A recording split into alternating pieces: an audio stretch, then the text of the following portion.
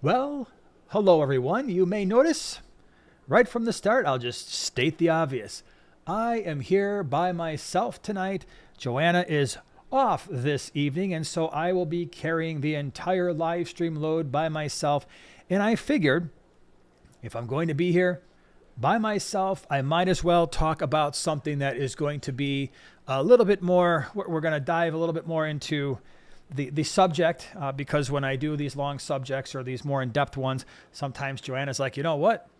I'm sitting there, but I don't have anything really to talk about. And just so happens that she's busy tonight. So I'm like, you know what? This would be a good night to dive into something in a little bit more detail. So I'm sorry if you were expecting both of us to be here like we normally are, but if you will, just put up with me and only me for this fine evening.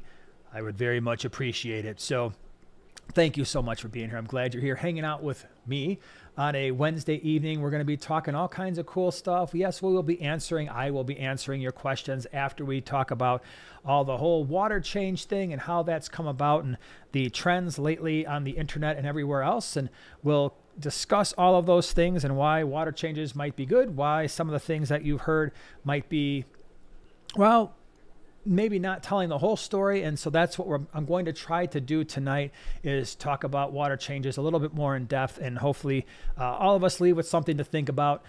I know there's a lot of opinions. I know that that is true. And really this whole subject stems from a couple weeks ago on the Tank Talk podcast. That's the other channel I'm part of with John from KG Tropicals. We did a podcast about water changes, and absolutely by far, that was the most comments we had seen in a video we had done over the last couple months.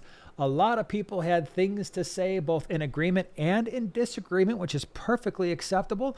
And so I figured it might be fun to just go into a little bit more detail and actually have a place where you can ask questions or maybe challenge some of the things that I will say throughout this live stream. That's the one thing with the podcast we didn't get to do. And by the way, I will say right from the start, definitely, if you haven't seen that, again, it's our other channel, the Tank Talk Podcast. Highly recommend on YouTube. Go check that out. We're also on Spotify and Apple and all the other places where you get your podcasts from. But check it out, because I think it was a really good discussion and something that we talked about for well over an hour, as podcasts will usually go. Usually they're between an hour, hour and a half or so. So hopefully you'll get a chance to see that. And also, I did do a video on how much water we change, why we change it, which I'm going to go into a little bit here. But if you want a more in-depth video, or you don't feel like sitting through a live stream to listen to that, check out the description. Both the Tank Talk podcast episode will be there, and my explanation as to why we do the water changes in our fish room the way that we do them. So that's what's going on tonight. As always, videos where we've been over the last week. On Sunday of last week, I did fish for taller tanks. So that might include your hexagons and your column tanks. And so I wanted to talk about 10 fish that really do well in those taller aquariums, because sometimes those taller tanks can be a little bit difficult to stock, where you're like, wow, you know what? I don't necessarily always have a bunch of area at the bottom of the aquarium. And so the cichlid thing might be a little bit rough, but I have all of this water volume in a very vertical sense. And so what types of fish are going to be able to enjoy all those vertical water areas? And so that's what I talked about on Sunday. So if you haven't seen that, check it out, because if you don't have a tall tank, maybe someday you will, or maybe you've thought about it and you're like, well, I've always been a little bit worried about how I would stock it. That video will help, hopefully, a little bit. What else is going on? On Monday, this past Monday on the Tank Talk podcast, we discussed fish that maybe shouldn't be in the hobby, or if they are going to be in the hobby, we really should do more vetting in terms of the types of people who are able to keep some of these fish. And we've got some real doozies there for you. I don't remember exactly how many fish we talked about. I think there were 9 or 10 different fish. So if you haven't seen that on the Tank Talk podcast, now you've got 2 videos to potentially watch. There are 2 podcasts to listen to, I suppose, on the Tank Talk podcast. Joanna's video that she did today, I actually shared it. If you haven't had a chance to check it out, she went over the tiger lotus. And a few weeks ago, we got a plant pack from Flip Aquatics. They sent us one of their plant packs where they, I think it was the beginner plant pack, where they give us some plants. So they give their customers plants, and it's not always going to be the exact same plants, but one of those plants was a tiger lotus, and it is really red tiger lotus, and it is really taken off and looks absolutely fantastic in our 20-gallon. And so Joanna just did a quick little 5-6 minute video kind of highlighting the care and what that plant looks like right now. So if you haven't seen that and you're into live plants, that might be a cool one to check out. I know a lot of people already commented on that video like, wow, that might be my new favorite plant too. So definitely worth a look there tomorrow.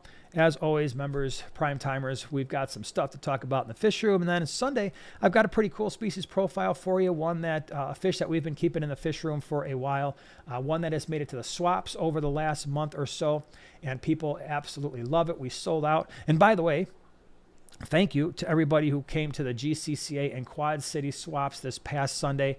It was very busy. We had to split between the two swaps. We wound up packing up like 155 bags of fish. That Sunday morning, we were up at, I don't recover from early mornings the way I used to, but it's basically, I think I popped out of bed at about 3:20. I got the family up. We were basically downstairs by around 3:35 in the morning. And that was me and Joanna and Eli and even our older son, Luke, who is an absolute stud when it comes to catching fish. I mean, he's just so good. I'm watching him and I'm like, Luke, did you watch my video on how to catch fish like a pro? He's like, no. He works for a freshwater fish or a fish wholesaler, so he does this kind of stuff a lot. But I'm looking at him and he's like, all right, these fish are hard to catch. All of a sudden I see there's a 40-gallon breeder with like 25% of the water. He's like, pow, pow, pow, pow. He's using 2 nets. He's taking off lids and pulling stuff out. And oh my gosh, he caught so many fish for us, which was a lifesaver. Even had my sister-in-law here at our house. I think she showed up at like 3:50 a.m. Because she had to come with me to go all the way to Davenport from Chicago. It was a long day for us, but it was a fun day. Thank you once again to everybody who came out to either the GCCA or Quad City swaps this past Sunday, because it was busy and you guys made it fun. So thank you for that. We do have a swap. One more coming up for the springtime, and that's the Greenwater Aquarius Society swap. That's going to be happening on the 20th of this month in Tinley Park, Illinois. So the website should be updated sometime early next week. That's the plan. But I say the last one for the spring, and that's for us. We will not be at any swaps in May because we've got some things going on. We've got Aquashella. There's a Greenwater in June, nothing in July, and another small Greenwater in August. So really the swap season is absolutely winding down for us. And I think like the GCCA is done until the fall. Quad has one more that they just added in for May, but we won't be there because it's the same weekend as Aquashella, as is the Greenwater that weekend. So we will miss both of those. So yeah, it's really starting to wind down, and that it's nice in a sense because it gives us time to kind of reset the fish room. So we've got the gallery here, which these are the tanks that we primarily just enjoy and look at. And then the fish room on the other side still has 40, I think it's 40 tanks now, maybe 35. Vast majority right now are serving as quarantine tanks. So it just gives us a breather, time to reset, time to resituate everything and get ready for the fall next year. So that's kind of what's happening there. But again, thank you so much to everybody who came out this past week. Really appreciate it. Thank you to our moderators. I see Second Floor is here. I saw Oink is here. So thank you for being here. Thank you to all the people who are, again, hanging out with us and just chilling. And we're going to be talking about all kinds of stuff tonight. Like I said, the water change thing. That's obviously the big topic for tonight. And I do want to mention, next week we're going to have a pretty cool giveaway. So I wanted to do it this week, or I want to do one this week, but without Joanna being here and the multiple screens and all that kind of stuff, I'm like, you know what? We've got a really cool one coming up next week, and we'll probably do one the week after that. Before I forget, as we start getting into like May, June, and July, there's a couple weeks there. Like there's a week where we're not going to be there for Aquashella, because we're Aquashella. So the live streams will still be happening over the summer. I know some channels, they kind of shut them down in the summertime. We will still be doing them. They might not be every single week starting in May, but most weeks we're going to be having our live streams, because what was interesting is I sent out that poll, which if you haven't taken the poll yet from yesterday, definitely do it. Share your opinion. People love pressing on buttons and voting. I was pleased, pleasantly surprised, and I don't think I I wouldn't say that it was unexpected, but basically the question was, do you spend less time, more time, about the same time with your fish over the summer? Because everybody in the aquarium industry will tell you that the interest in fish keeping goes down dramatically right about now. And it stays that way, well, mostly through end of September in the warmer months, at least in the United States, right? And I suspect that happens more in the more temperate climates where, the warmer climates in the southern part of the United States, like, well, hey, it's always warm. So we always have an opportunity to do other things. But for us, there is a decline. But then when I asked the question and everybody answered it, a lot of people were like, at least the same amount, if not more. And that was a really pleasant surprise. I was glad to see that we're not the only ones that are still into our fish. They don't take a back seat just because it gets nicer outside. We still love them. It's still a hobby that we thoroughly enjoy. And so that was good to hear. And oh my gosh, we know DeMars is here, and thank you for gifting those 10 Primetime Aquatics memberships. And so now we've got 10 new Prime Timers because of DeMars. Make sure you tell him thank you. He's very giving, right? DeMars is always very, very, very giving. And that is an awesome way to give back to the community. And so thank you for doing that. Really appreciate it.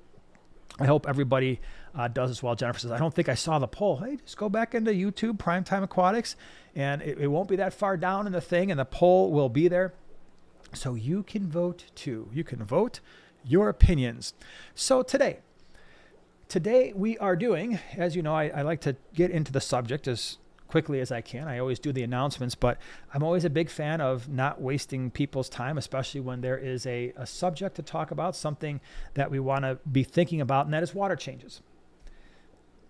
And like I already said, the water change subject is not new. Everybody's got an opinion. Everybody's got a certain way of doing things. And I want to say this from the start, there are multiple ways to do things, and they can work for people in different situations. And so that's part of what I want to address today is that we have to be really careful with blanket statements, and we have to be really careful about digging our heels in too deeply into a certain position just because it's the one that we prefer. And that's where I think we have to be super careful. And so this, like I said, it stems from a couple weeks ago on the Tank Talk podcast when John and I did that topic. Water changes, tons and tons and tons of comments rolled in. And believe it or not, I know, and John goes through them as well, and I try to read a lot of them. And so, by the way, when I heart something in either Primetime Aquatics or the Tank Talk podcast, it's because I want you to know I read your comment and that I saw it, and it's not just somebody going through, I'm like, pow, pow, pow, pow, pow, pow, pow. I actually stop and I read the comments, and sometimes I'm able to respond. I don't get to respond nearly as much as I used to when the channel was much smaller, but I do read them. I read them now on both channels. It gets to be a lot, I'm not going to lie, but I enjoy reading the comments and seeing people share their opinions and share their experience, because that matters. So that's why we're talking about it tonight. So I guess the logical place to start is, why do water changes, right? What is the purpose of emptying out water in your aquarium and filling it back up? And again, for most of you, I think you know this, so I'm not going to spend a ton of time here, but there are some obvious things. And one of the most obvious is controlling nitrogen, and mostly in the form of nitrate concentrations, NO3. The nitrate concentrations start to accumulate and build up in aquarium water. That doesn't happen in nature because there are lots of things in nature. There are microbes in nature. There are lots of plants in nature that suck those nitrates out. Eventually, we get nitrates that are converted into ammonia and things that can be used as amino acids, or they gas off as nitrogen gas. But in an aquarium, that can be a little bit more challenging, although not impossible. And we'll talk about how that happens in a little bit. But basically, if you think about the nitrification process, which is half of the nitrogen cycle, you have living things. All living things produce ammonia. Right? It's a byproduct of breaking down mostly proteins metabolically. And so there's a mechanism to get rid of the ammonia. For us, it gets stored in our number ones, and we do number one, and a lot of that is exited from the body. But for a lot of our aquatic organisms, they secrete that directly into their environment, either through their waste or even most of the time through their gills. So This ammonia is converted to nitrite, NO2. Nitrite is converted to nitrate. And both of those processes happen with aerobic bacteria. That's the reason why a lot of us are running filters and we have water movement, because these aerobic oxygen requiring organisms break this stuff down. And eventually we get this stuff called nitrate, NO3. And historically, that has been the way to get rid of that is through water changes. It's not the only way, but it is the primary way in the hobby that people have controlled nitrate concentrations. Why do we care? Well, we know hopefully that ammonia and nitrite are very, very toxic to fish. And if those concentrations are elevated, your fish are going bye-bye, right? So in an uncycled tank, that's often what's happening is you get ammonia or nitrite, ammonia and later nitrite spikes that destroy gill tissue and kill fish. Nitrate, NO3, isn't necessarily going to do what ammonia and nitrite does. Now, I will state that the research as to what is toxic to fish in terms of nitrate concentrations is all over the place. And a lot of the research that has been done has primarily been focused on things like fish farms and fish agriculture, that kind of thing, because that's where all the money, or a lot of the money, is. So not as much has been done on tropical fish like we're keeping in small glass aquariums. That being said, in the video I did when I talked about nitrate NO3 building up in an aquarium, I referenced some studies, and I don't remember if I put those studies in the description or not. At this point, I don't remember, because I also did a science series video, I think I thought it was nitrate, and I thought at that point I was referencing some studies. But the studies that I have seen when I was doing my master's cert in aquaculture and fish health was the ranges for acute nitrate poisoning could be anywhere from 400 parts per million up to maybe 1,000 parts per million.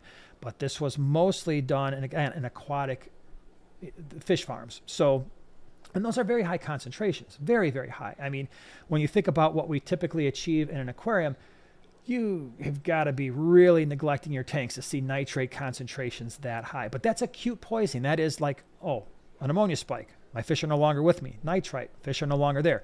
Nitrate, the concentrations have to be really high to see that kind of damage. And again, the research there is a little bit spotty. Okay, now that's the acute side, but then there is the chronic nitrate poisoning. And the way that this has been explained, and this is not new to me. I heard this from someone when I was doing my master's cert in aquaculture and fish health. They explained it as basically fish being chronically exposed to high nitrate concentrations is like a human being that would be constantly exposed to smoke, like cigarette smoke in a room. You might not necessarily be like, oh, can't make it, face down on the ground. But at the same time, that is not the ideal situation to be in. And so what winds up happening is you over time feel the effects of that chronic exposure to either smoke in a room for a human being or nitrate concentrations in an aquatic environment for fish. So what can that do? Well, it could potentially compromise a fish's immune system. And fish who have compromised immune systems, they're not going to be able to fight off parasites as easily. It's creating stress. It's creating biological stress in that living thing. Now, the question is, well, how high does nitrate need to be to cause this chronic nitrate exposure? Somewhere, usually above 40 parts per million, it might range in the 100 parts, 150 parts per million. You're getting to a point depending on the fish. And again, this is all over the place because some fish can withstand higher nitrate concentrations than other types of fish. And so as nitrate concentrations grow, fish start to get stressed out, right? It's a biological organism, and now the ecosystem for that biological organism is surrounded by something that is potentially toxic. Remember, all chemicals are toxic to living things in high enough concentrations. Even water. If you drink too much water too fast in the wrong situation, you can go bye-bye because of that. In fact, in my biology class, we talk about people who actually drank water too quickly and are no longer with us because they did that. So everything in high enough concentrations can be lethal. And it's no different for nitrate. So now the question is, okay, I think we understand nitrate. It's something that we have to at least consider. All right, we have to consider that it's in the ecosystem. It's in an ecosystem in this closed box, this glass box that we have. What do we do about it? Now, in the video that I did, when I talked about water changes, what is my goal? My goal is I want to keep nitrate concentrations ideally somewhere at 20 parts per million or less. And so the water changes that I do are geared towards when the day before, the morning of a water change, right before, if I were to measure nitrate concentrations, then it would probably be 20 to 25 parts per million. In planted tanks, it can elevate a little bit more, often does. I'm okay with that. All right.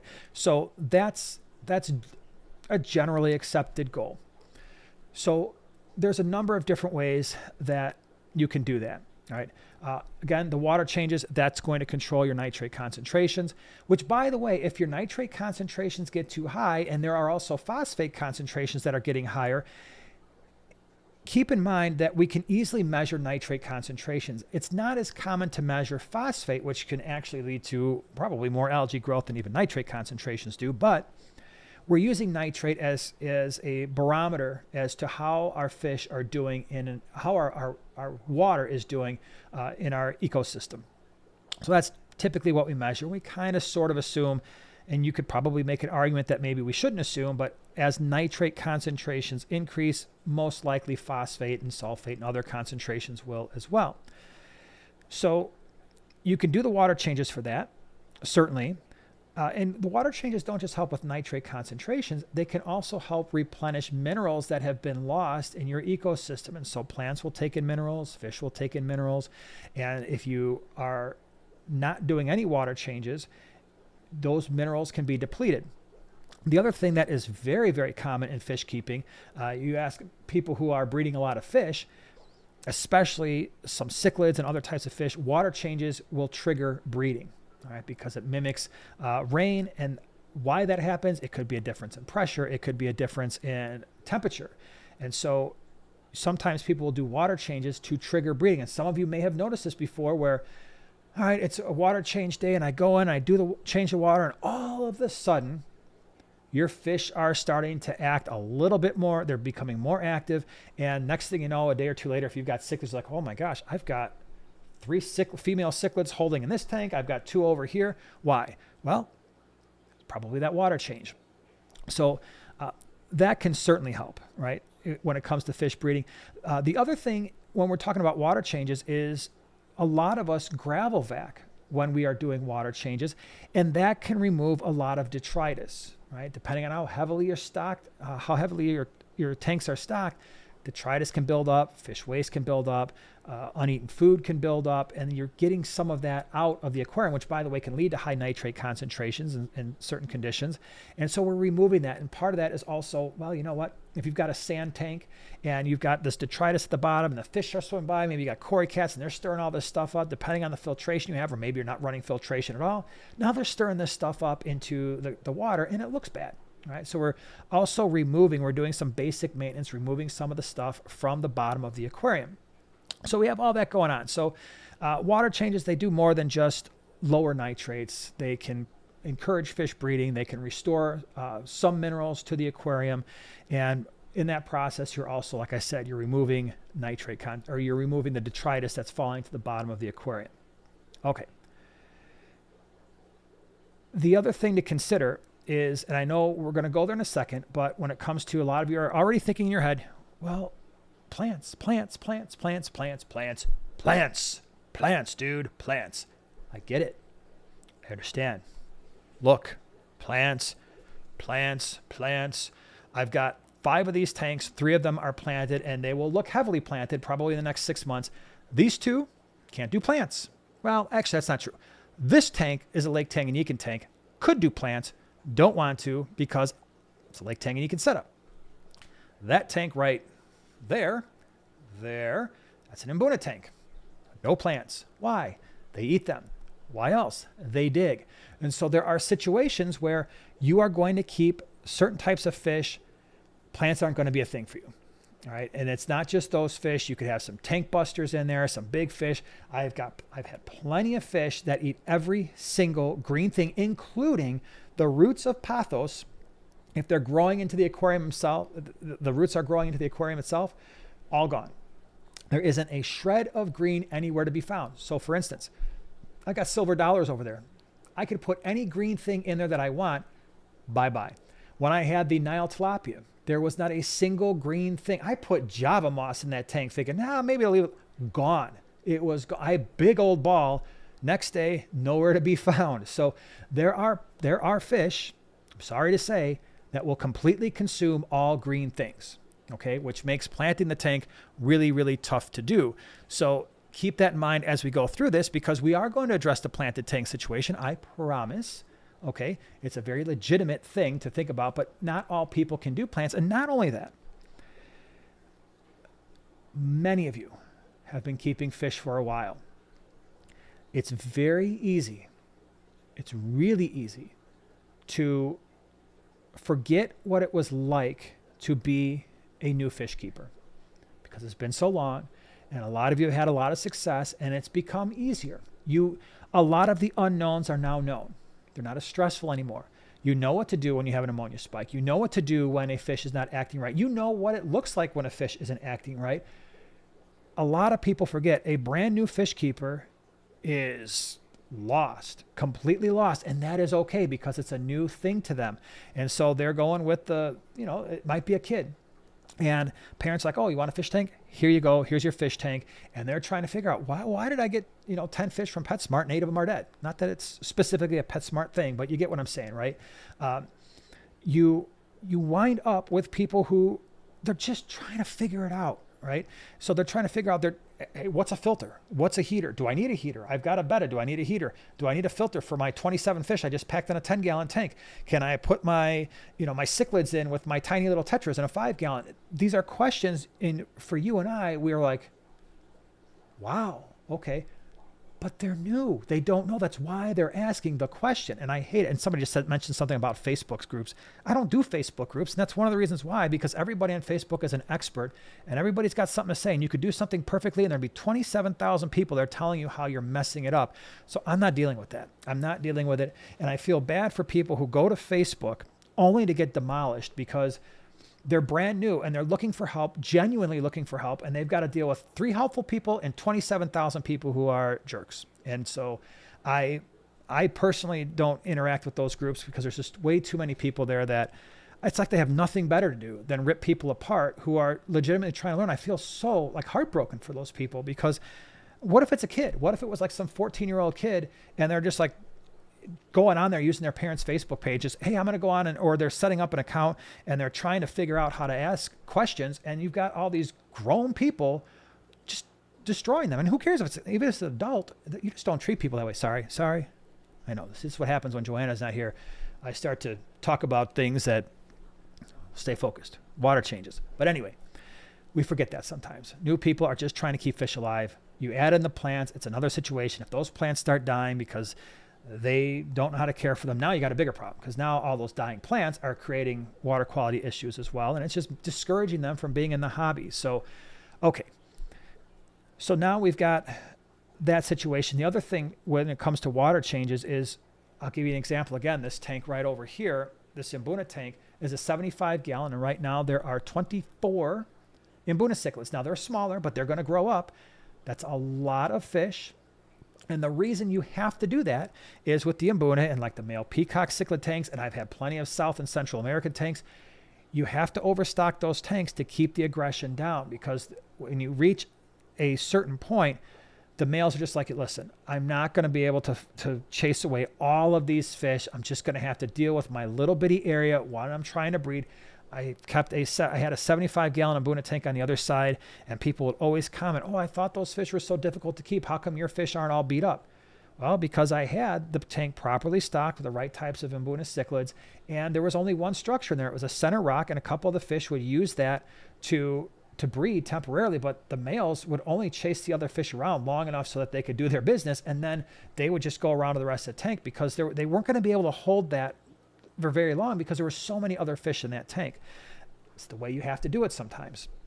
So when you've got that situation and you've got heavy bioload fish like some of your cichlids, well, guess what? You're going to have to do some water changes, because even if you've got some plants, then they may not be able to keep up with the load. right? Not always, depends on how you set up the tank, but it's not always going to be the case. So do want to pause and say thank you to Regina. Thank you so much for gifting 5 Primetime Aquatics memberships. Really, really appreciate it. Again, that is a very kind thing to do, very giving thing. Really appreciate it. Leslie, I want to say thank you for being a member the last 11 months. How do I gift memberships? I only see super chat and stickers. I wish I knew. I don't know what it looks like on your end. Maybe somebody can help, Leslie, because I'm not sure what that looks like, and I don't have the YouTube screen open. I've got all my other apps open right now, and on this other screen, I don't know how that works either. So maybe some of the pros out there can instruct and be helpful, because I'm not sure exactly how that's done. Okay, so now we kind of understand this is why we do water changes. Now let's talk about when you don't have to do water changes, because there is a side to this. A lot of people think because I say these things that I am 100% pro water change, that everybody who says you can't water change is silly or something like that. And that's not the case. Let me prove it to you. Not currently, about 3 weeks ago, because Joanna just broke down some tanks in her new studio that she's working on. 4 of the tanks, and I've said this a million times, right? The 4 tanks that used to be behind us in the old YouTube studio, no water changes there, just top-offs. Did that for as long as those tanks were up. How many problems did we have? 0 problems. In fact, 2 of those 4 tanks basically were filterless, right? We shut the filters off. They were making a little bit of noise, like just unplug them. And they were that way for months. We have 2 smaller tanks in our kitchen right now that have been filterless and water changeless for at least a few months, right? Fish tanks that I don't know if Joanna has shown. They're her tanks. I don't know if she's shown them on her channel or not. I've never shown them. We have another one in the bedroom that has no filter running and no water changes, top-offs only for the last, I don't even know, at least a year.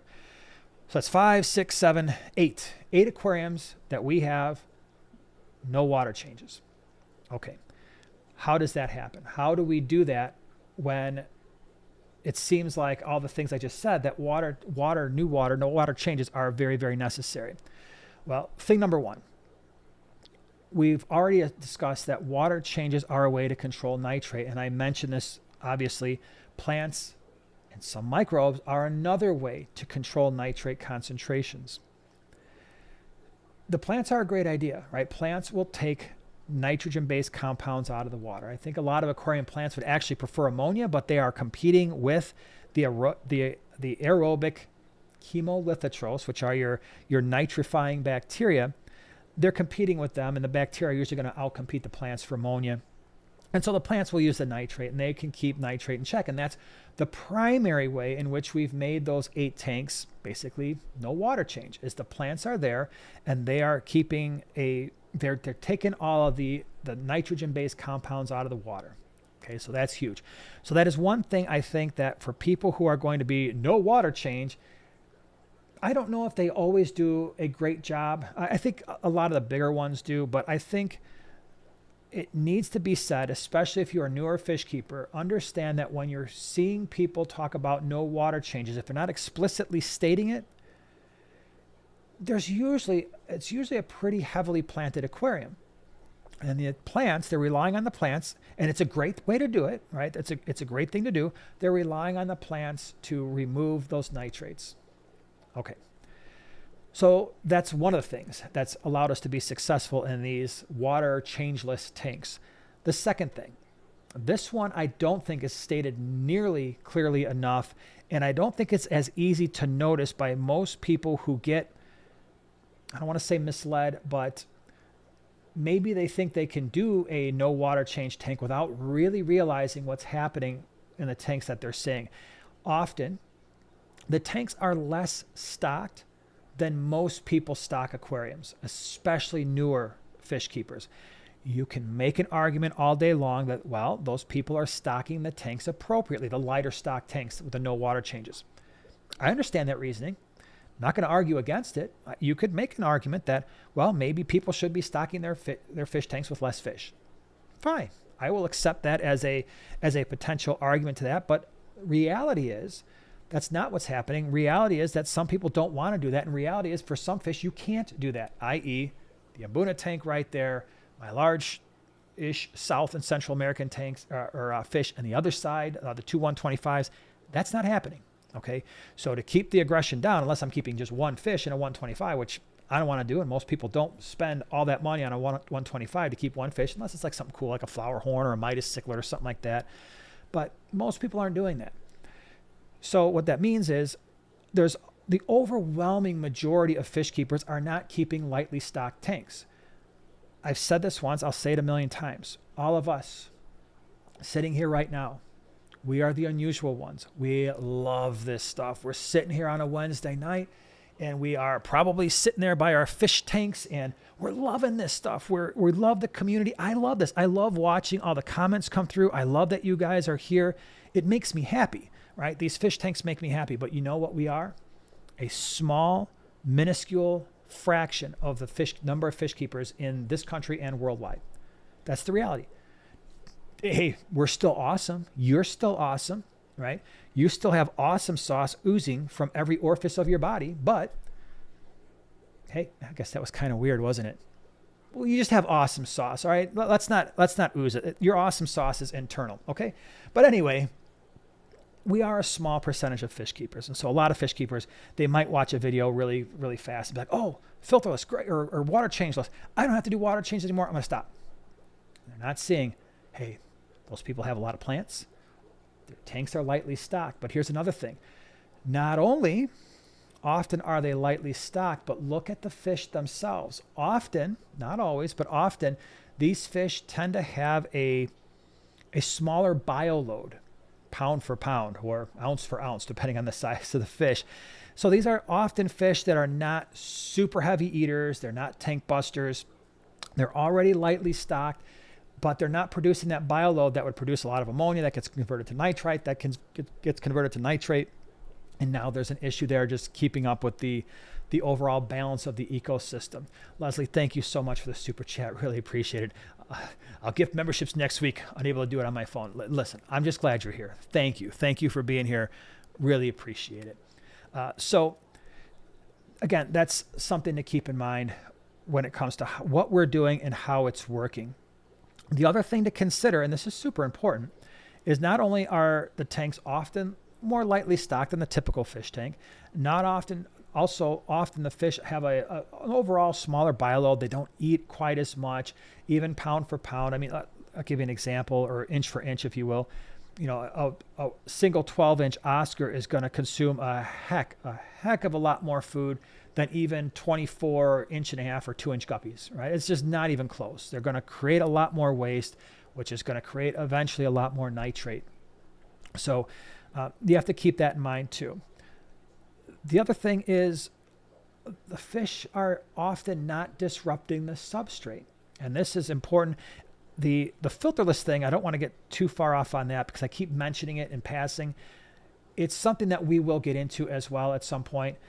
But right now we're focused on the water change thing. But when you have fish that dig, yes, you can still keep plants, right? They sell the terracotta little plant holders, and you can put some plants in there, and then you kind of space them out of where you can put them in little terracotta pots and plant them that way if you want. You could potentially use pothos, grow that in the tank where the roots grow in the tank, the leaves stay outside, the leaves and stems stay outside. You could grow it in a filter. Got to be careful there because sometimes the roots will clog up the motors and impellers and stuff. But if you've got fish that dig, if you've got those tank busting fish, those plants are going to be much more difficult to deal with. And often people aren't keeping. I'm not saying they don't. I'm just saying usually look at the types of fish, the heavy diggers, some of these African cichlids that we keep. Again, I keep pointing to the Mbuna tank over here. We've got peacock cichlids. We've almost always had peacock cichlids and Mbuna in the fish room. When you combine the fact that they eat the plants with the fact that they love to dig, and you've got a heck of a challenge there. And then you combine somebody who's still sort of kind of new to fish keeping. They kind of are starting to understand the fish, and now they jump into the cichlid world, and all bets are off there for their pretty planted tank, right? That's just probably not going to happen. Jay Oliver, thank you so much for being here. Been a member the last, what does that say, 29 months? That's pretty awesome. Thank you. Really appreciate it. Hey, Fish Family, hope everyone is having a great day. I hope everybody's having a great day too. That's pretty cool. So again, what we have to be careful about is when you're seeing these things and when you see people having an opinion, when you look at what we do here, our water change schedule is based on what we're keeping. Can we plant the tank, the bioload of the fish, the types of fish, and we take all of that into consideration. So for instance, these tanks back here behind me in the gallery, the two on the edges, the 275s, we have to do heavier water changes here because we don't have any plants. The tanks are heavily stocked because they're cichlid tanks. And if we, especially the Lake Tanganyika tank, these fish over here don't do all that well when nitrate concentrations start to build. They're not exactly super hardy African cichlids like the Mbuna, like the peacock cichlids are. Lake Tanganyika cichlids are notorious for not doing well when water temperature fluctuations happen, when you get certainly ammonia or nitrite spikes. You can wipe them out in a hurry.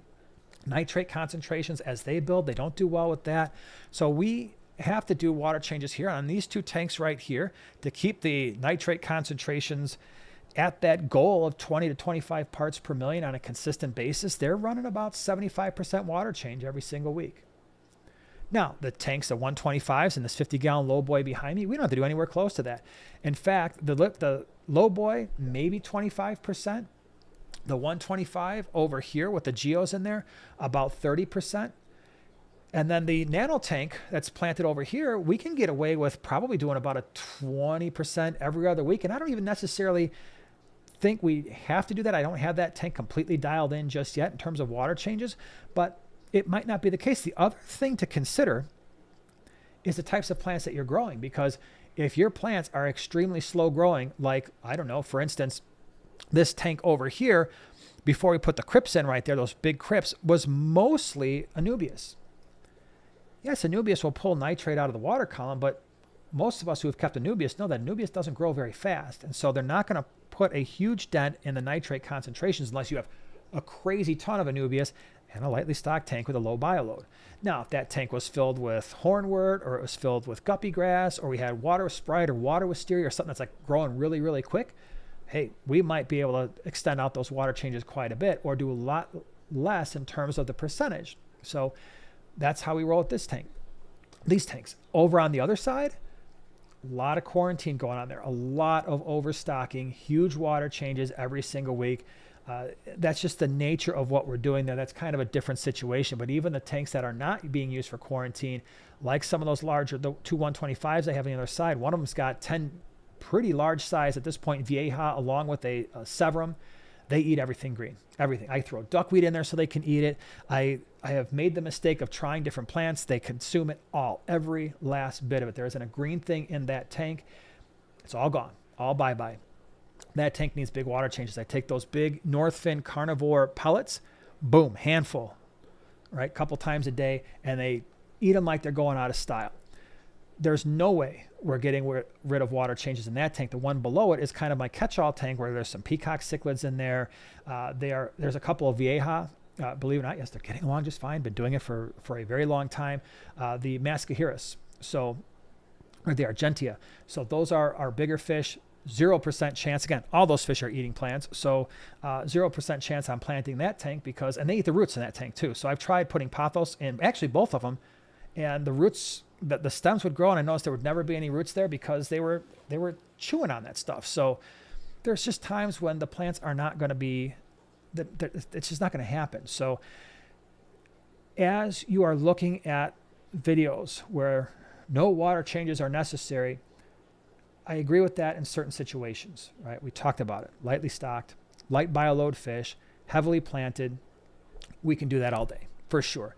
And if you have the expertise and the interest in doing that, cool, because it can save you some time and it can save you some resources. Because I think as fish keepers, a lot of us are concerned about how much water we use, right? Especially for those of you who are in Arizona, Nevada, right? Some of those drier areas, parts of Texas. You're like, I really don't want to be contributing to running the water tables down all the time for my hobby.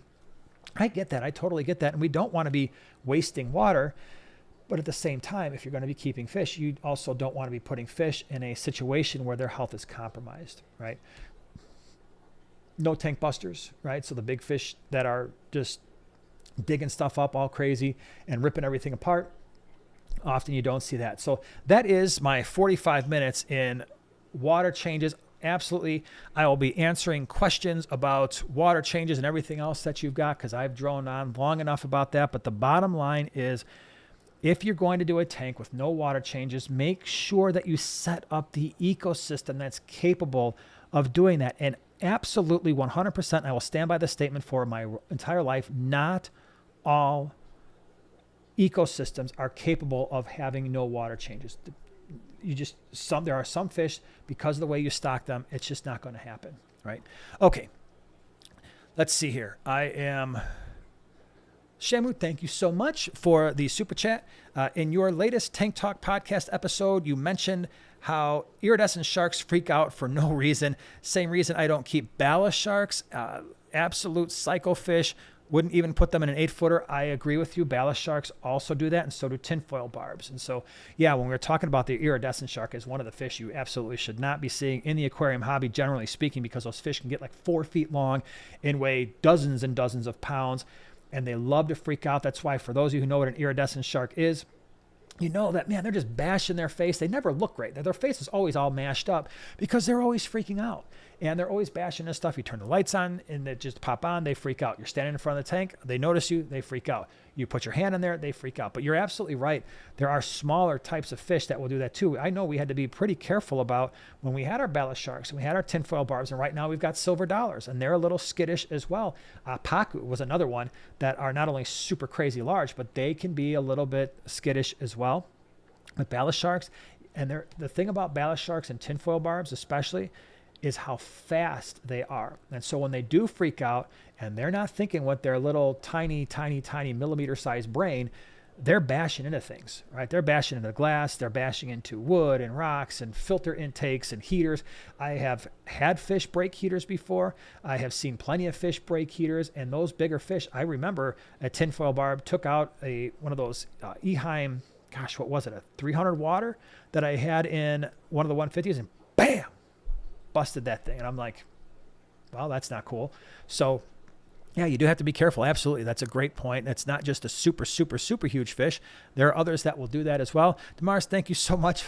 We've got 5 more Primetime Aquatics memberships. Really appreciate it. Thank you so much for making our prime timers such a large community. Really appreciate it.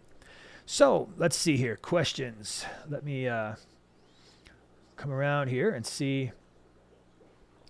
Leslie says, I hated trimming my water wisteria and throwing it away. Then I started throwing it in my silver dollar tank. They loved it. Kicking myself for not thinking of that sooner.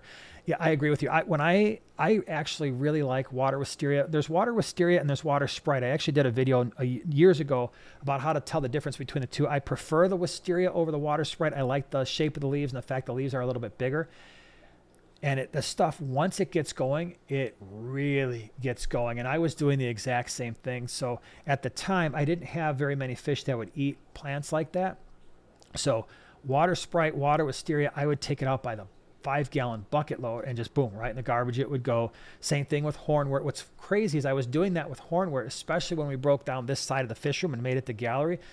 We had a lot of tanks with a lot of hornwort, and I wasn't really thinking, and I threw a lot of it away. Or actually almost all of it that was on this side. And now I'm looking over at the other side, and because of our quarantine process, and because, by the way, some of the barbs will also eat a lot of duckweed. They'll eat a lot of hornwort. And I noticed they wiped out a lot of the hornwort. We're basically at a point now where on the fish room side, we've got like 2 tanks that have hornwort in it. I'm like, oh, I need to start spreading that around a little bit. 'Cause I do like it. I like it when we sell shrimp. I can put the hornwort in there, gives them something to grab onto at the swaps.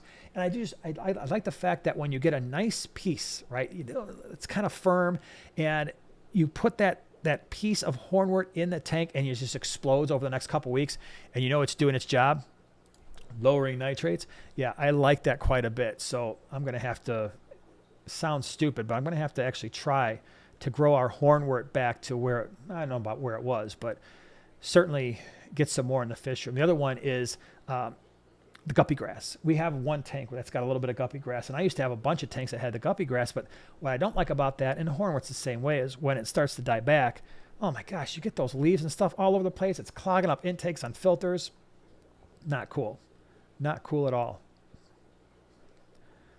Emily, thank you so much for the super chat. Appreciate it. Hello, I was wondering if you quarantine new plants, wanting to pick up some jungle valve from a friend for my discus tank and want to be very careful.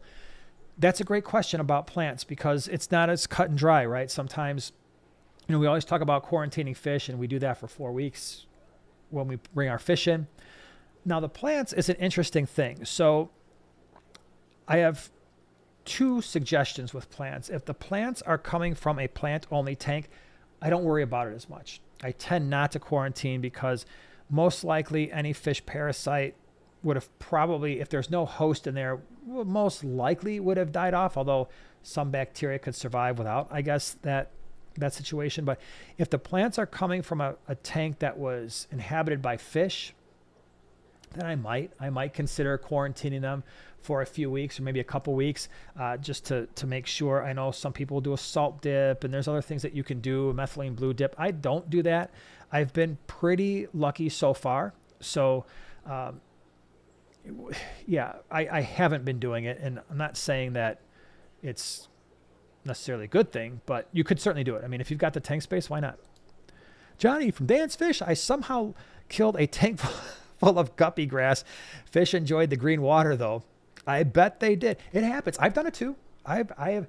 What will happen with those faster growing plants, guppy grass, water sprite, water wisteria, hornwort, is the stuff you put it in the tank, and at first it takes off and it sucks up all the nitrogen in the tank. It sucks up all the minerals, and then if you're not dosing it or you don't have a tank that's got enough fish in there to supply it with what it needs, it starts to just all go south. And when it does, it creates one heck of a mess. So usually what I'll do is if I start to see my guppy grass or my hornwort in a tank starting to die back, I'll actually get rid of like half of it, because it tells me, hey, we've got a little bit too much in here before the rest of it dies off and creates an even bigger mess.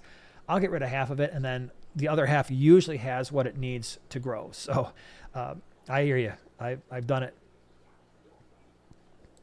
Michelle says, I was wondering, are there certain plants that are stronger nitrate eaters than others, and can too many plants harm the water for the fish? Put this in a comment, but I don't see it anymore. Great question. The faster growing water column feeders are your best bet for lowering nitrate, and those are the plants we just mentioned: the water sprite, water wisteria, hornwort, guppy grass. I would say those are pretty darn good. A lot of the root feeders, your swords, crypts, I don't know if necessarily they are quite as good at taking the nitrate concentrations down, although they do contribute to it, just not as fast as those do. Can you put too many plants in an aquarium? Possibly. And here's why it's possible to do that. And this is more common in outdoor ponds than it is in indoor fish tanks. In microbiology, in biology, we talk about metabolism. All right, so metabolism for animals, and we also talk about photosynthesis for plants. And what a lot of people underappreciate when it comes to plants, either aquatic or land plants, is as long as there is light, visible light, the plants are pulling CO2 either out of the atmosphere or out of aquarium water, and they are building with that CO2.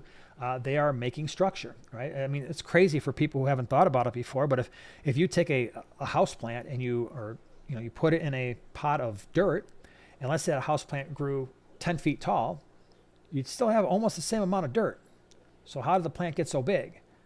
Well, it got all of that structure from the CO2 it was pulling from the atmosphere. It's not actually coming from this. Most of it's not coming from the substrate. Same thing with our aquatic plants. They're pulling the CO2 out of the water column. That's providing the structure and the stored energy that they require. That's photosynthesis. In the process of doing that, the land plants and the aquatic plants, they're actually taking in water and converting that to oxygen, and that oxygen is being diffused throughout the water column, or in the case of land plants, it's going into the atmosphere and we breathe it. Great. That's awesome. That's what we're used to hearing. What we're not necessarily used to hearing about is the flip side. When the lights go off, or it's a cloudy day, or you've left your lights off too long, or there's not sufficient light for the amount of plants that you have, what they do is they switch and they start to behave a lot like us. Instead of consuming CO2, now all of those stored sugars that they have made, they start breaking them down. They need them. That is why plants take in CO2 and make sugar. It's not because they want to feed the rest of the world. It's because they want to have that store of energy if they cannot photosynthesize.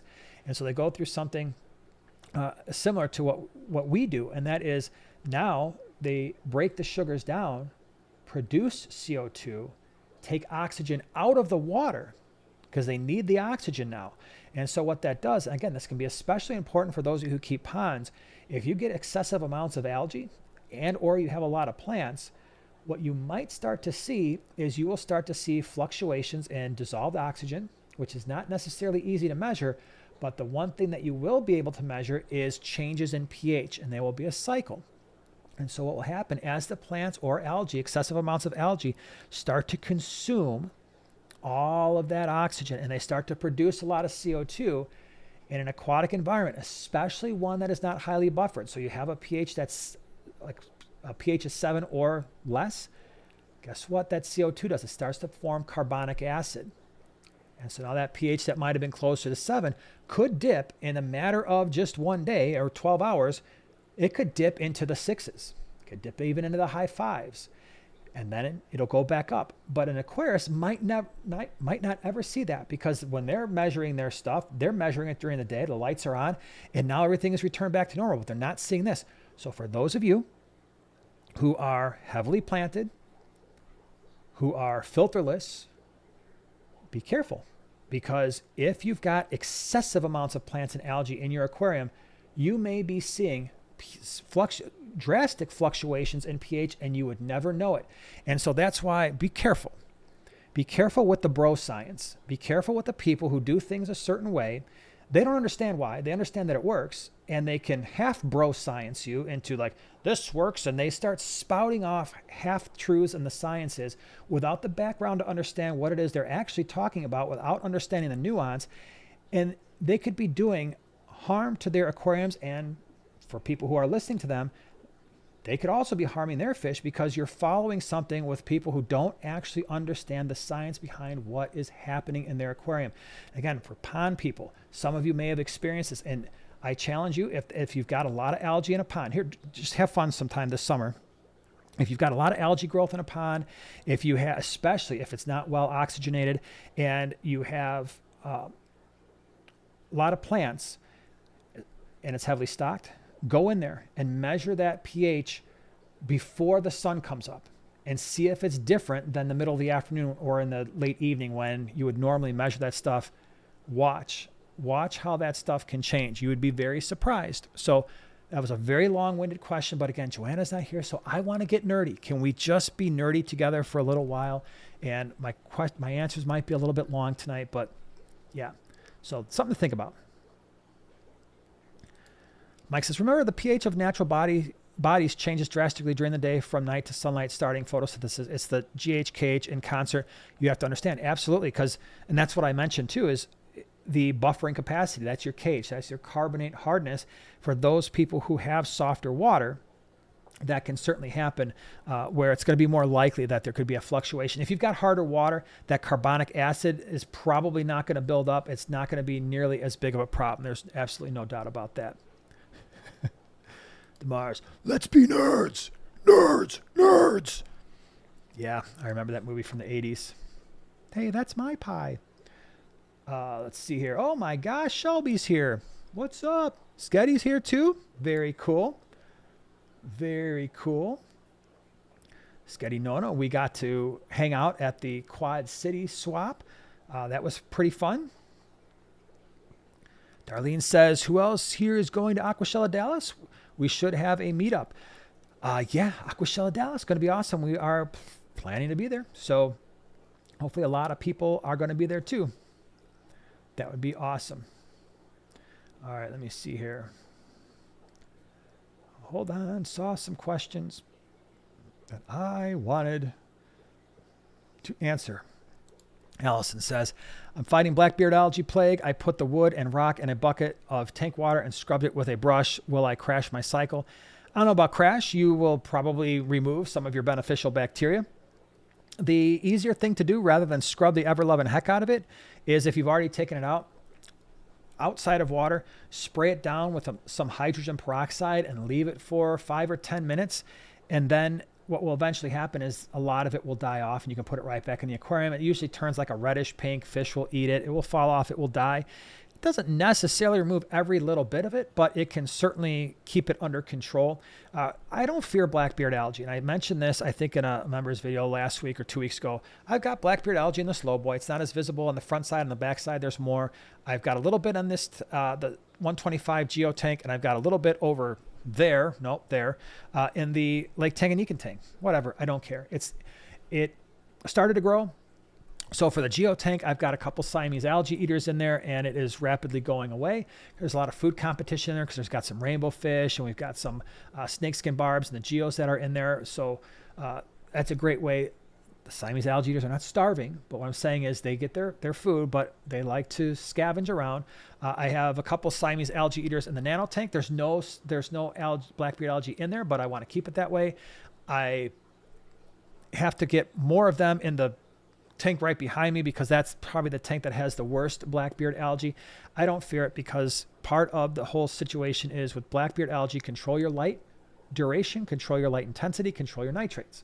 Another reason why you'd like to control your nitrates and not have them elevated because it makes it easier for algae to grow. So you get that dialed in, and you might see some, and it might always be there. It's not easy to get rid of, but as long as you can control it, that's my big thing when it comes to algae is control. You must learn control.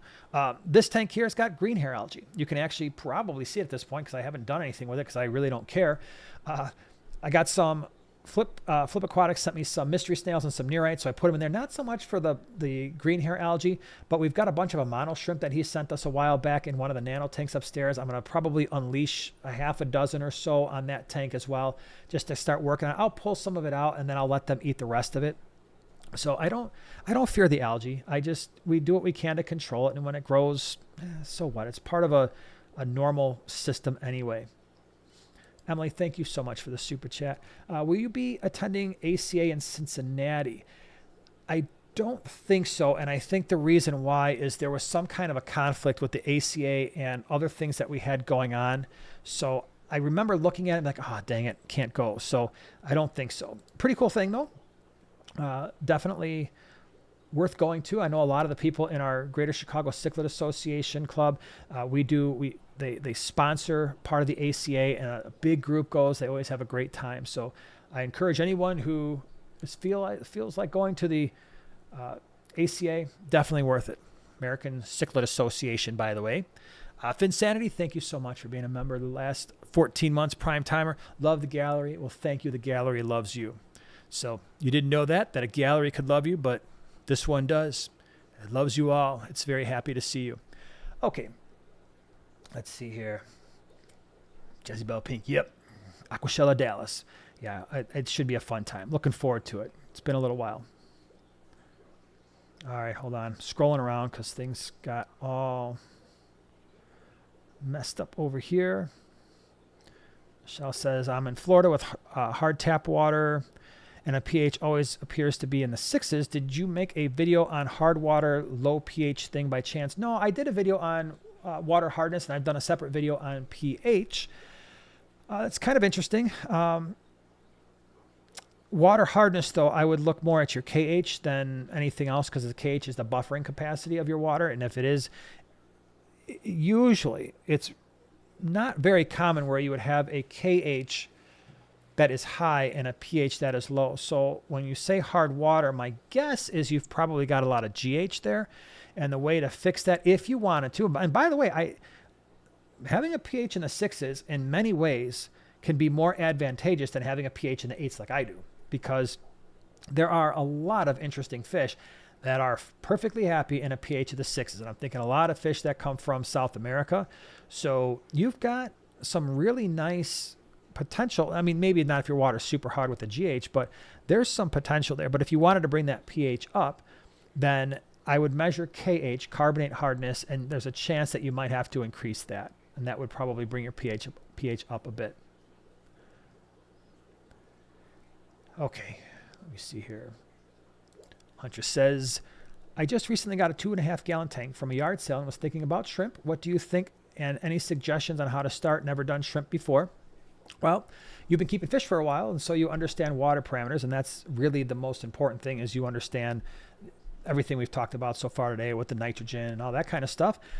2.5 gallon, I would say for beginners, and I am not a shrimp expert, right? You got someone like Rob from Flip Aquatics.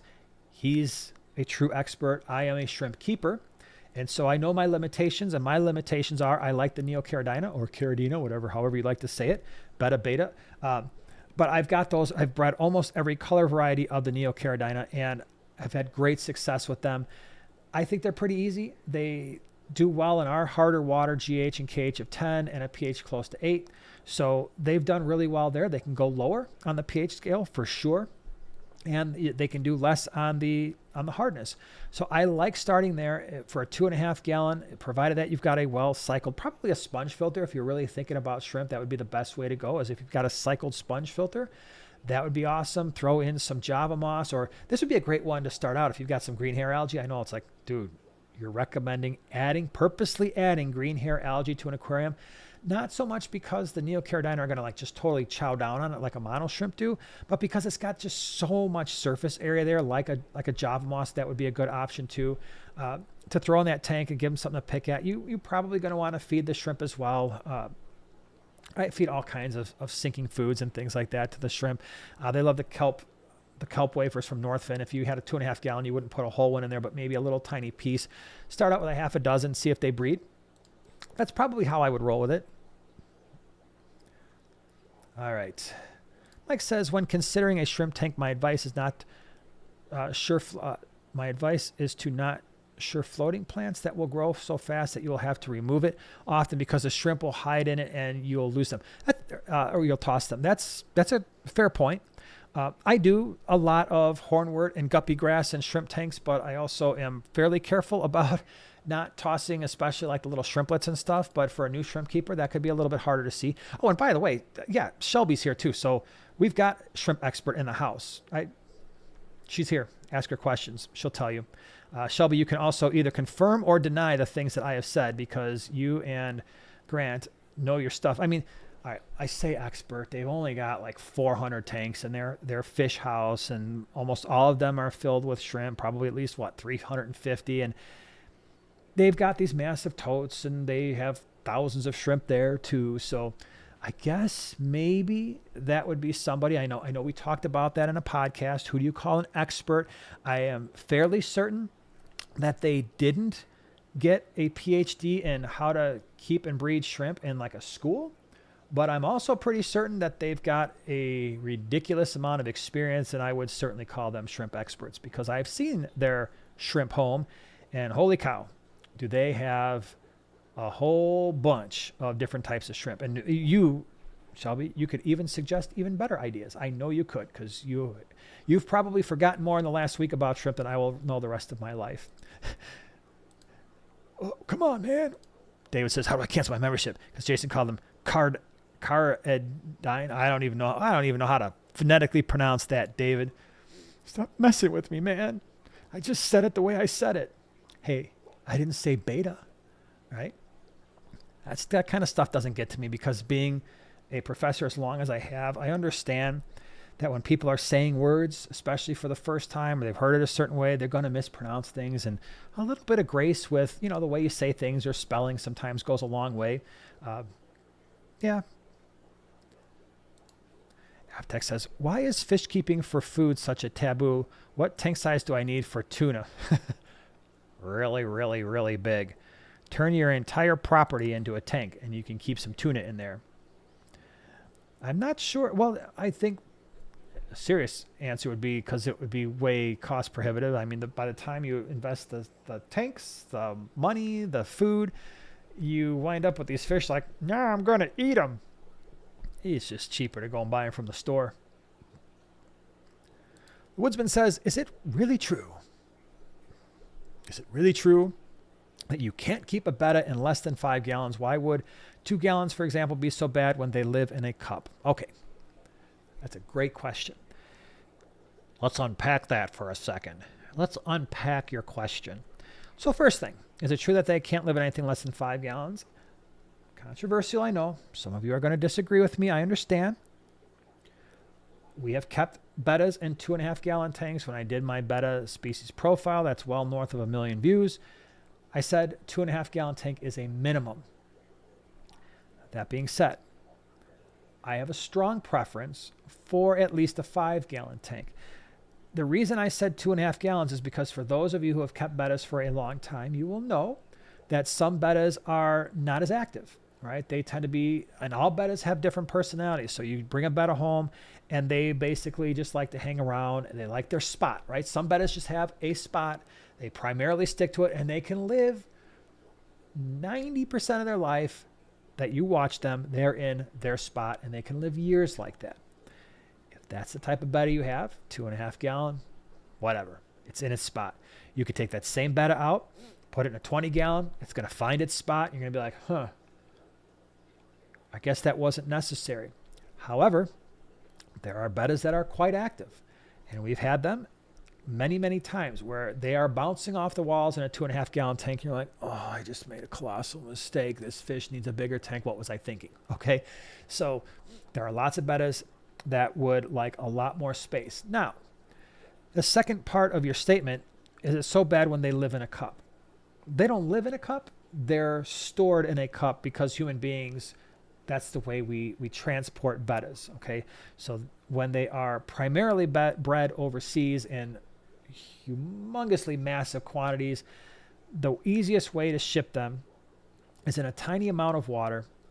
The easiest way to store them is in a tiny amount of water because they can withstand that very small amount of water. They're labyrinth air breathing fish, so they can go to the surface. They don't need a lot of water agitation. They don't need a lot of surface water exchange for prolonged periods of time. So relatively easy to ship. And so now you see them in the pet store in this cup, like, oh, they live in a cup. They can stay that way their whole lives. That's not the way that they should be living their entire lives. Like I just said, there's a lot of bettas that are going to be active. And if you give them the opportunity to be more active, they will spread their fins and they will swim all over the place. And that would be the preferred way to keep them, right? So that is, it's my opinion that I would prefer a 5 gallon. Like I said, we've done them in 2.5s. We have, but when we've done that, there were some bettas that were like, nah, that was probably not the best thing. And then there were some that were very inactive. And they were inactive because they were just inactive fish. They weren't sick or anything. It wasn't because they were in a small tank. Like I said, because we've moved some of those fish to larger tanks and it doesn't matter. Cody, really appreciate the super chat. What's the best small fish that will eat duckweed? My brother has a major duckweed problem in a 55-gallon community tank that he cannot control. Smallest fish, a lot of the barbs. So it's funny because we make absolutely no effort to get rid of our duckweed. We control it, we'll scoop it out with a net and stuff like that, but we make no real effort to, at this point, to get rid of it. Too many tanks have duckweed in here to even think about it anymore. I don't care. My sister-in-law, who has been coming to the swamps with us, she helped us pack up all the fish on Sunday. So she's been in this fish room, and there was a point last summer, maybe the summer before, where she was on a mission. And her mission, for some reason, she had to take care of the fish while we were at one of the aquashellas. And she just didn't like the duckweed because, you throw food in there and sometimes it'll sit on the duckweed and the fish will figure it out. But she didn't like that. So when we got back, half of our fish room was duckweed, pretty much duckweed free. And she's like, I'm getting rid of all this stuff. I'm like, I'm going to tell you right now, you probably won't be able to, but if you would like to try, feel free. And so that's what she did. She tried her hardest to get rid of all the duckweed, and she scooped it out of almost all the tanks, but there was a little bit of duckweed in a couple of the tanks, and she didn't get to it, and I don't really care, and I kind of cared because she tried so hard, so I was trying to get it out, and within a month, maybe 6 weeks, it was back in all the tanks it was back in. So now to answer your question, when we have tanks with no duckweed, it's only because the fish are eating the duckweed.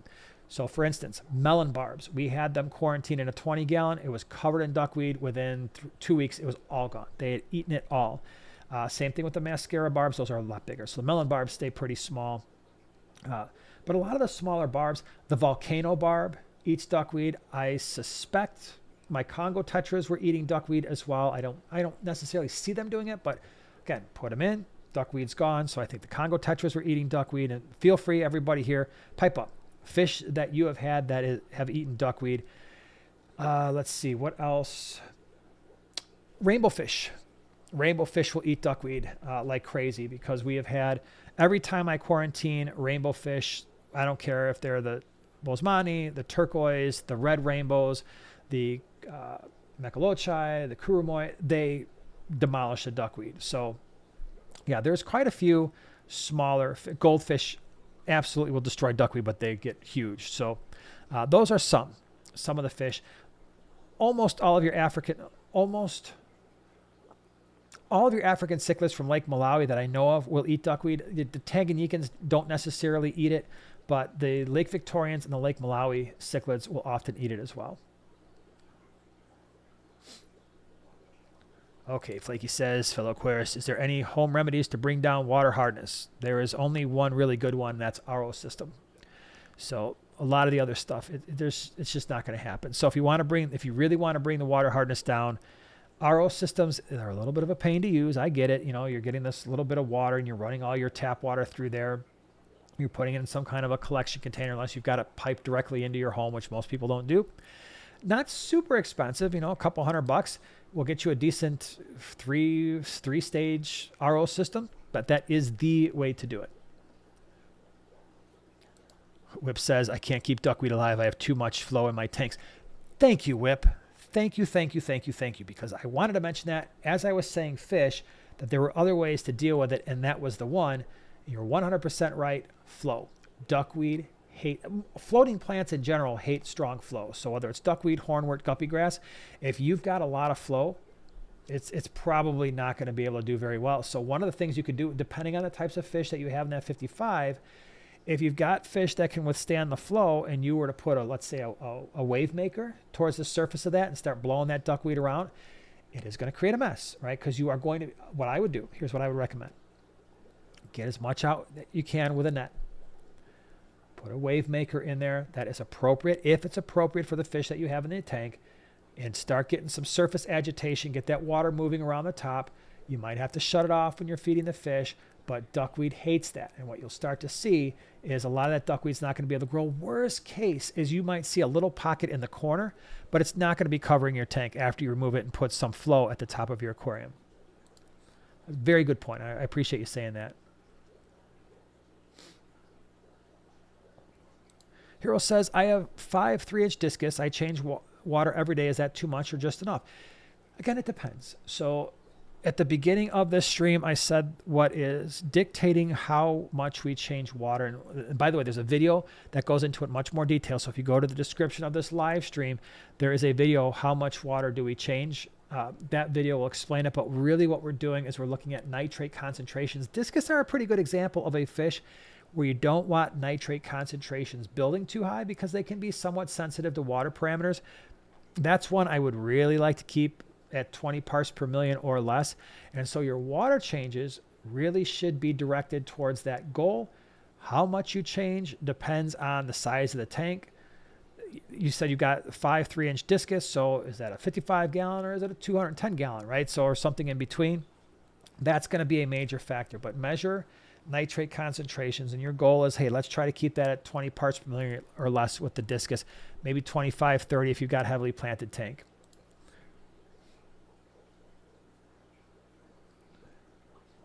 Blackfire says, I'm so confused. My mom does not have RO water system, and when I went to test her water, it was a 0 kH, 0 GH, and 10 pH, but we live in an extreme hard water.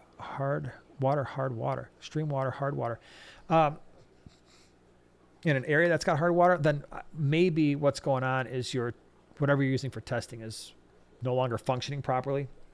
It can happen with our test strips, or even the liquid stuff sometimes will go bad. It seems odd that you would have 0 in both. So basically, I don't even think that's a thing, especially with a pH of 10. I seriously doubt that's happening. I think maybe something's wrong with your reagents. That's my guess. Could be wrong. Could certainly be wrong, but I doubt that that's what's happening. In reality, I think your test kit might be a little sus, as the younger people say. Could it be sus? Yeah, I'm using slang. That's why you're here. JT Mac says, I've had my first tank cycle for a couple of months now, but I've brown algae all of a sudden growing crazy for the past few weeks. I read water changes help with this. Is that true? Absolutely it is, because again, there's 3 things that are going to help with that, and that is water changes to control nitrate pop. Well, it's actually 4. Water changes to control nitrate concentrations, like we talked about earlier in the stream. Light duration, how long are you leaving your lights on? So as an example, all of our fish tanks, both in the gallery and in the fish room, we leave our lights on. It's a split schedule, 9 hours a day. I believe it is from 6 to 9:30 in the morning. So that's 3.5 hours. And then I think I think it's 6 to 8:30 in the morning. So it's 2.5 hours. And I think we're like 4 to 10:30 or something like that at night, somewhere around there. But it's about 9 hours a day. And so you've got light duration. And then what I'm a big fan of when it comes to lights is most of the lights we have now, we can control the intensity of light, right? Even some of the cheaper, I mean less expensive lights are giving you the ability to do that now. Like even some of the Hygger lights that are less expensive, we actually like them quite a bit on that lower end price point. You can turn down the light intensity, which can be every bit as important, if not more important than the light duration. All these lights you see behind us, these are the AI primes. That's probably the top of the price point scale, but really, really good control on light intensity, light duration, and even the light spectrum.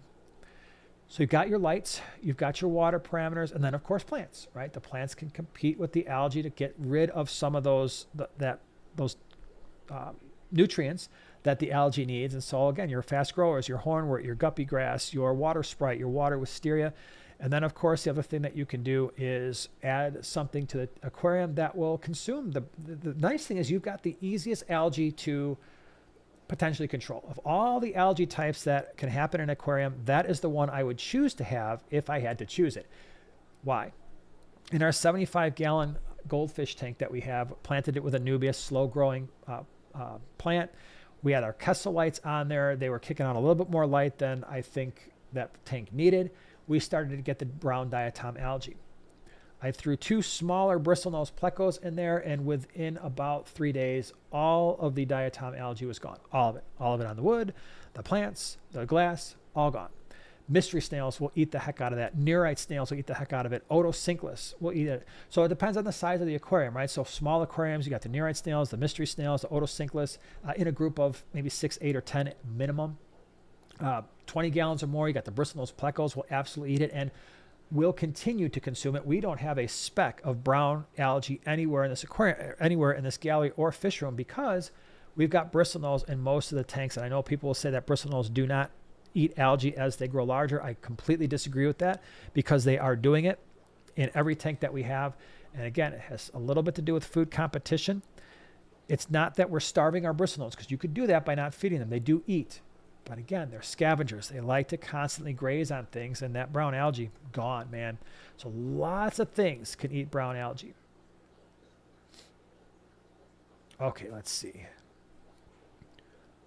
I am scrolling all over the place. Noel says, your boy Jason bumping the mic and acting sus. Yeah, that's right. You heard it here first. Oh, that's funny.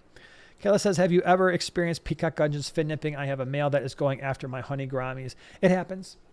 Generally, I don't see a lot of it in our fish room, and I think it's just because of the way that we stock the peacock gudgeons. We usually have quite a few of them in a tank, and I think that helps because it's almost like the cichlid thing I was talking about earlier. When you get enough of them in an aquarium, they become a lot less territorial. So that could be part of it. And I guess another part would be the size of the aquarium. You know, we generally, I've bred them in 10 gallons. I've kept them in 10 gallons before, but usually at least a 20 gallon. I suspect if you've got honey grammies and peacock gudgeons, you might be at least a 20 gallon. So that's part of it. But yeah, I don't experience a ton of it. Are they capable of doing that? Sure. But I don't generally have that issue.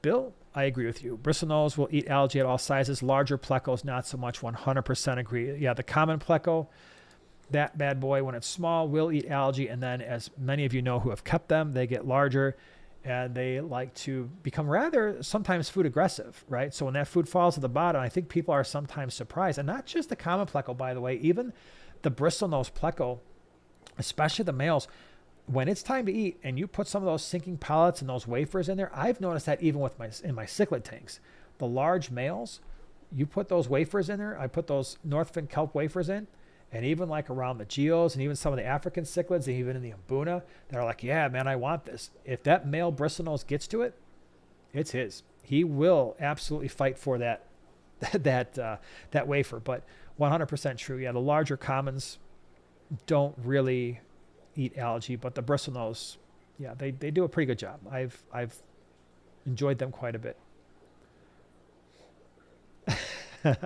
Evan, pretending my peacock gudgeons and honey gourami aren't in a 10-gallon together right now.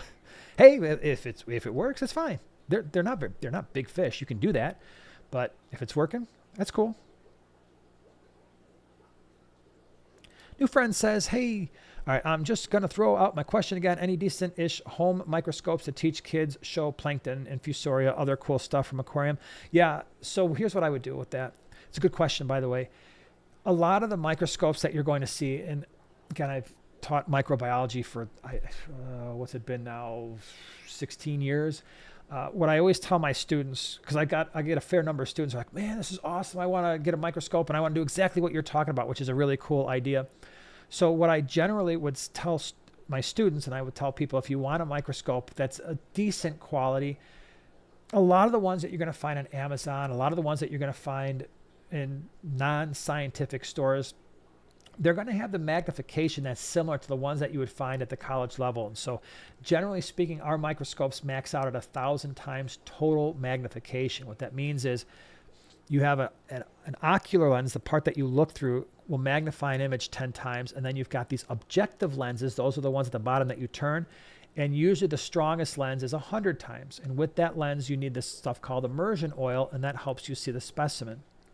So you multiply those two together, you get 1,000 times. That's generally the accepted norm in most universities. You often don't need a lot more than that. And usually if you want more with good resolution, you're switching to an electron microscope, whole different conversation. So you'll see these microscopes that are advertised everywhere. Oh, magnifies an image 1,000 times, 1,200 times. You're like, sweet, this is just as good as anything else. The issue is with those cheaper microscopes that are 100, 200, 300 bucks, the resolution, the clarity of the image often isn't very good. And so when my son wanted a microscope, I don't know if it was his grandmother or his aunt bought him a microscope, one of the cheaper ones. Now, he was used to coming with me to school sometimes when I'd have to do stuff with some of our labs. And so I would here's a microscope, here's some prepared slides. He was like 6, 7, 8 years old. Boom, boom, boom. He was focusing these things, looking at them, found it fascinating. So when he got this microscope, he was really excited.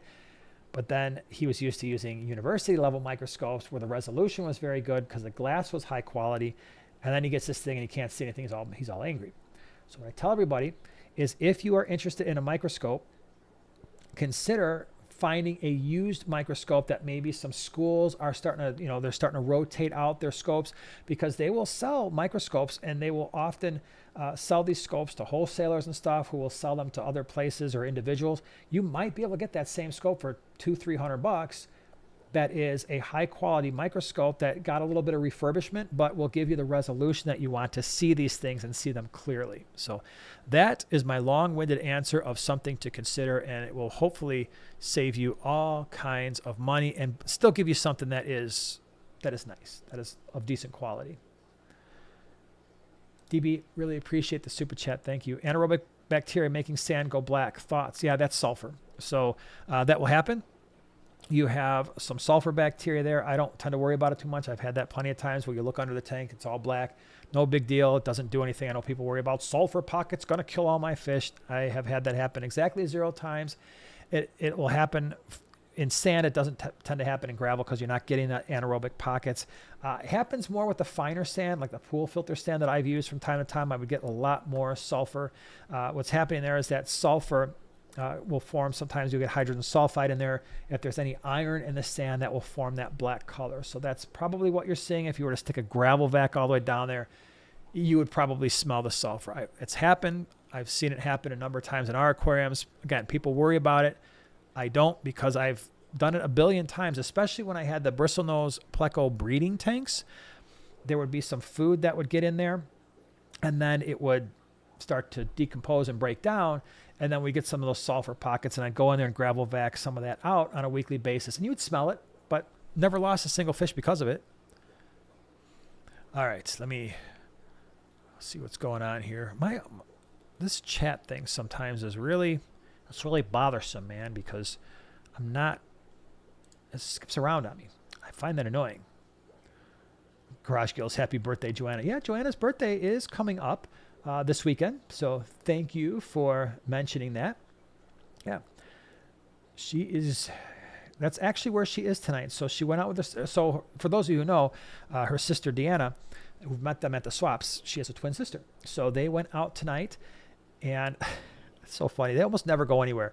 So they went out because her sister likes jazz, and they found a place locally that is playing jazz.